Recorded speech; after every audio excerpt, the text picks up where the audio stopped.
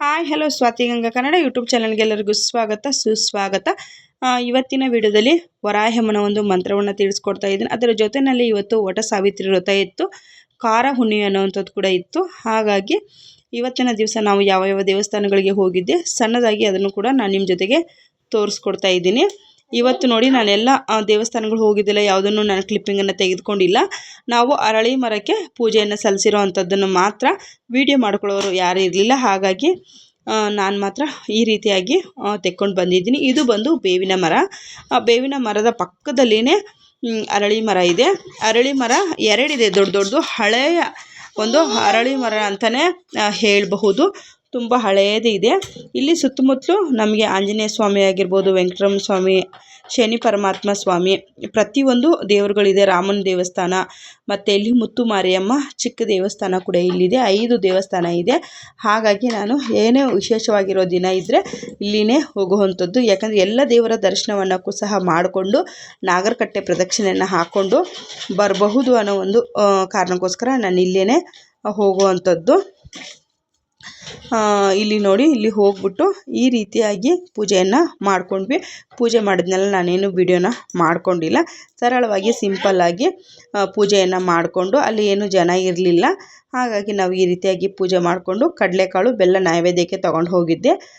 ಈ ರೀತಿಯಾಗಿ ಪೂಜೆ ಮಾಡ್ಕೊಂಡು ಬಂದೆ. ಬನ್ನಿ ಇವಾಗ ಈ ಯಾವ ಕೆಲಸಕ್ಕೋಸ್ಕರ ಮಂತ್ರವನ್ನು ಹೇಳ್ತಾ ಇದ್ದೀನಿ ಅನ್ನೋದನ್ನು ತಿಳಿಸ್ಕೊಡ್ತೀನಿ. ಈ ಒಂದು ಮಂತ್ರ ನಿಮ್ಮ ದಾಂಪತ್ಯದ ಒಂದು ದಾಂಪತ್ಯಕ್ಕೋಸ್ಕರನೇ ಈ ಸ್ತೋತ್ರ ಅಂತಲೇ ಹೇಳಬಹುದು. ಇದು ವಾರಾಹಮನ ಒಂದು ಮಂತ್ರವಾಗಿರುತ್ತೆ. ನಿಮಗೆ ಕಾರ್ಯಸಿದ್ಧಿ ಏನೇ ಆಗಿರ್ಬೋದು ಸ್ನೇಹಿತರೆ, ಈ ಒಂದು ಕಾರ್ಯಸಿದ್ಧಿ ಮಂತ್ರ ಏನೇನಕ್ಕಂದರೆ ಶತ್ರುವಿನ ನಾಶವನ್ನು ಮಾಡುತ್ತೆ. ಮತ್ತು ವಿಶೇಷವಾಗಿ ನೀವು ಇದನ್ನು ಮಂಗಳವಾರ, ಶುಕ್ರವಾರ, ಪೌರ್ಣಮಿ, ನಿಮಗೆ ಪೌರ್ಣಮಿ ರಾತ್ರಿ 12 ಗಂಟೆಗೆ ಈ ವಿಡಿಯೋ ಸಿಕ್ಕಿದ್ರು ಕೂಡ ಖಂಡಿತವಾಗ್ಲೂ ಕಣ್ಣು ಮುಚ್ಕೊಂಡು ಈ ಒಂದು ಮಂತ್ರವನ್ನು ಹೇಳ್ಕೊಳ್ಳಿ. ನೀವು ಏನು ಅಂದ್ಕೊಂಡಿರ್ತೀರೋ ಅದು ಪಟಾಪಟ್ ಅಂತೇಳಿ ಕೆಲಸ ಅನ್ನೋವಂಥದ್ದಾಗುತ್ತೆ. ಮತ್ತು ನಿಮ್ಮ ದಾಂಪತ್ಯದಲ್ಲಿ ಬಿರುಕಿದೆ, ಮತ್ತು ಗಂಡ ಹೆಂಡತಿ ಮಧ್ಯೆ ಅಂಡರ್ಸ್ಟ್ಯಾಂಡಿಂಗ್ ಇಲ್ಲ, ಗಂಡ ಹೆಂಡತಿಗೆ ಗೌರವ ಕೊಡಲ್ಲ, ಬೆಲೆ ಕೊಡಲ್ಲ ಅನ್ನೋವಂಥವ್ರು ಇದ್ದರೆ ಖಂಡಿತವಾಗ್ಲೂ ಈ ಒಂದು ಮಂತ್ರವನ್ನು ಹೇಳ್ಕೊಳ್ಳಿ. ತುಂಬ ಅಂದರೆ ತುಂಬ ನಿಮಗೆ ಒಳ್ಳೆಯದನ್ನುವಂಥದ್ದಾಗುತ್ತೆ. ಅದರಿಂದ ನಿಮಗೆ ತುಂಬ ಅನುಕೂಲ ಅನ್ನೋವಂಥದ್ದು ಕೂಡ ಆಗುತ್ತೆ ಅನ್ನೋದನ್ನು ತಿಳಿಸ್ಕೊಡ್ತೀನಿ.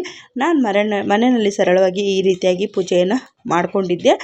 ಈ ಒಂದು ವಾರಾಹಮನ ಮಂತ್ರವನ್ನು ನೀವು ಶತ್ರುವಿನ ನಾಶಕ್ಕೋಸ್ಕರ ಹೇಳ್ಕೊಳ್ಬೋದು. ನಿಮ್ಮ ಮನೆಯಲ್ಲಿ ನಿಮ್ಮ ದಾಂಪತ್ಯದ ಸುಖಕ್ಕೋಸ್ಕರ ಕೂಡ, ಮನೆಯಲ್ಲಿ ಗಂಡ ಹೆಂಡತಿ ಚೆನ್ನಾಗಿದ್ದರೆ ಮನೆ ಒಂದು ರೀತಿ ನಂದು ಗೋಕುಲ ಥರ ಇರುತ್ತೆ. ಮನೆಯಲ್ಲಿ ಆಚೆ ಹೋಗಿರುವಂಥ ಗಂಡಸು ಬಂದು ಮನೆಯಲ್ಲಿ ಹೆಣ್ಮಕ್ಳಿಗೆ ಕಿರಿಕಿರಿ ಅಂತ ಮಾಡಿದ್ರೆ ಅವ್ರಿಗೂ ಕೂಡ ಅಷ್ಟೇ. ಅವರು ಬೆಳಗ್ಗೆಯಿಂದ ಮನೆಯಲ್ಲಿ ಕೆಲಸ ಮಾಡಿ ಸುಸ್ತಾಗಿರ್ತಾರೆ, ಅದನ್ನು ಅರ್ಥನೇ ಮಾಡ್ಕೊಳೋದಿಲ್ಲ. ಕೆಲವೊಂದು ಗಂಡಸರಂತಲೇ ಹೇಳಬಹುದು.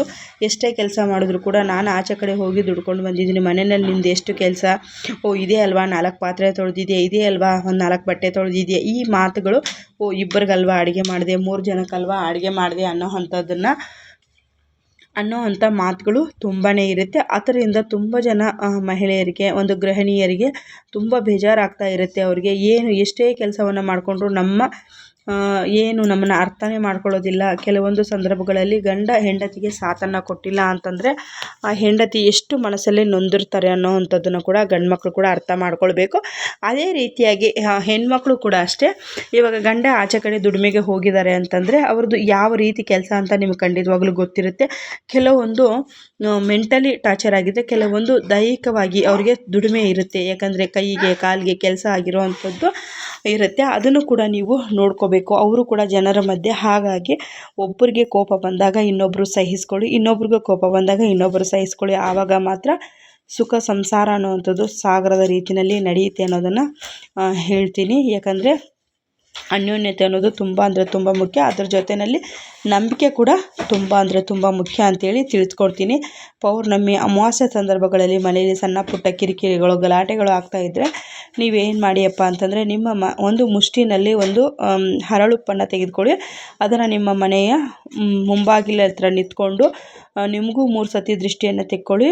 ಬಲಕ್ಕೆ 3, ಎಡಕ್ಕೆ 3 ಸತಿ, ಮೇಲೆಯಿಂದ ಪಾದದವರೆಗೂ ಒಟ್ಟಿನಲ್ಲಿ 9 ಸಾರಿ ಆಗುತ್ತೆ. ಹಾಗೆ ನಿಮ್ಮ ಯಜಮಾನರನ್ನು ಕೂಡ ಇದೇ ರೀತಿಯಾಗಿ ನಿಲ್ಲಿಸ್ಕೊಂಡು ದೃಷ್ಟಿಯನ್ನು ತೆಗೆದುಬಿಟ್ಟು ಮನೆಯಿಂದ ಆಚೆ ಹೋಗ್ಬಿಟ್ಟು ಮನೆಯಲ್ಲೂ ಅಷ್ಟೇ, ಮನೆಯಲ್ಲಿ ಮನೆಗೂ ಕೂಡ ಅಷ್ಟೇ, ನಿಮ್ಮ ಮನೆಯ ಮುಖ್ಯ ದ್ವಾರದ ಹತ್ರಕ್ಕೆ ಬಲಕ್ಕೆ 3 ಸತಿ, ಎಡಕ್ಕೆ 3 ಸತಿ, ಮೇಲಿಂದ ವಾಸ್ಕಲ್ಲಿಂದ ಮೇಲಕ್ಕೆ 3 ಸತಿ ದೃಷ್ಟಿಯನ್ನು ತೆಗೆದುಬಿಟ್ಟು ಅಲ್ಲೆಲ್ಲ ಹರಿತಾ ಇರೋ ನೀರಾಗಿರಬಹುದು, ಇಲ್ಲ ಅಂತಂದರೆ ಯಾರು ಕೂಡ ಓಡಾಡಬಾರ್ದು ಅಂತ ಒಂದು ಜಾಗಕ್ಕೆ ಆ ಒಂದು ಹರಳುಪ್ಪನ್ನು ಎತ್ಕೊಂಡೋಗಿ ಹಾಕಿ. ಈ ರೀತಿಯಾಗಿ ಮಾಡಿದ್ರು ಕೂಡ ನಿಮಗೆ ಯಾರ್ದಾನ ಕೆಟ್ಟ ದೃಷ್ಟಿಗಳು ನಿಮಗೆ ಬಿದ್ದಿದ್ರೆ ಅದು ಕೂಡ ನಿವಾರಣೆ ಅನ್ನೋವಂಥದ್ದಾಗುತ್ತೆ.